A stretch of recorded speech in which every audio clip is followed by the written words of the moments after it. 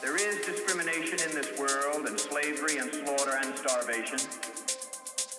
Governments repress their people. Millions are trapped in poverty, while the nation grows rich and wealth is lavished on armaments everywhere. These are differing evils, but they are the common works of man.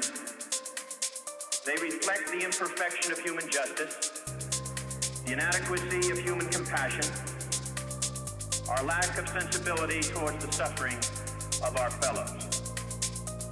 But we can perhaps remember, even if only for a time, that those who live with us are our brothers, that they share with us the same short moment of life, that they seek as we do nothing but the chance to live out their lives in purpose and happiness, winning what satisfaction and fulfillment they can. Surely this bond of common faith, this bond of common goal, can begin to teach us something. Surely we can learn, at least, to look at those around us as fellow men. And surely we can begin to work a little harder to bind up the wounds among us and to become in our own hearts brothers and countrymen once again. The answer is to rely on you.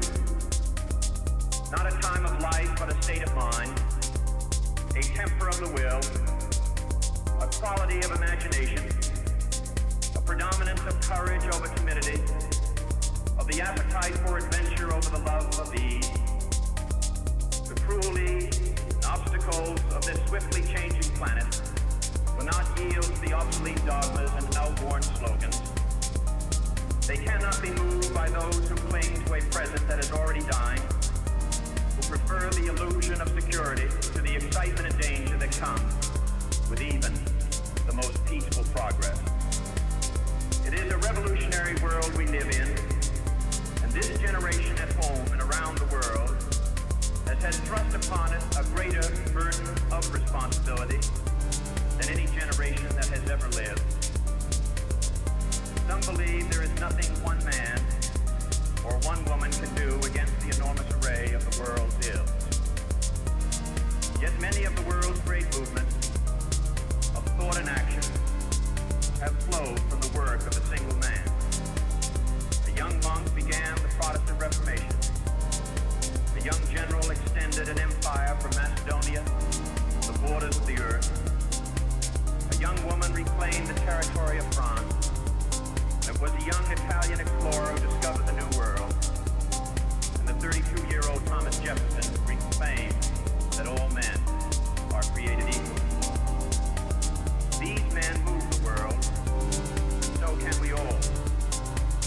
Few will have the greatness to bend history itself, but each of us can work to change a small portion of events. And in the total of all those acts will be written the history of this generation. Each time a man stands up for an ideal, or acts to improve the lot of others, or strikes out against injustice, he sends forth a tiny ripple of hope. And crossing each other from a million different centers of energy and daring, those ripples build a current that can sweep down the mightiest walls of oppression and resistance.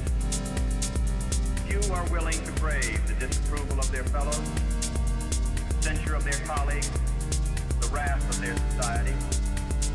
Moral courage is a rarer commodity than bravery in battle or great intelligence.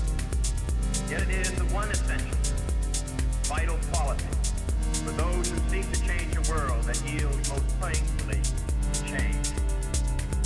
And I believe that in this generation, those with the courage to enter the moral conflict will find themselves with companions in every corner of the globe. For the fortunate among us, there is a temptation to follow the easy and familiar path of personal ambition and financial success, so grandly spread before those who enjoy the privilege of education. But that is not the road history has marked out for us. Like it or not, we live in times of danger and uncertainty. But they are also more open to the creative energy of men than any other time in history. All of us will ultimately be judged. And as the years pass, we will surely ways we have contributed to building a new world society, and the extent to which our ideals and goals have shaped that event.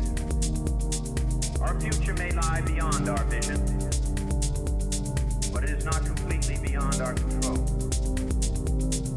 It is the shaping impulse of America that neither fate nor nature, nor the irresistible tides of history, but the work of our own hands, matched to reason and principle, that will determine our destiny.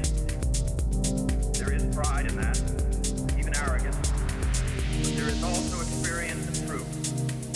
In any event, it is the only way we can live. That is the way he lived. That is what he needs us. My brother need not be idealized or enlarged to death beyond what he was in life. To be remembered simply as a good and decent man who saw wrong and tried to right it, saw suffering and tried to heal it, saw war and tried to stop it.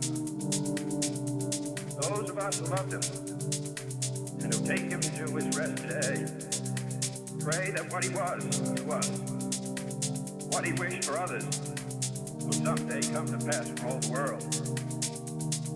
As he said many times, in many parts of this nation, those he touched and who sought to touch him. Some men see things as they are and say why. I dream things that never were and say why not.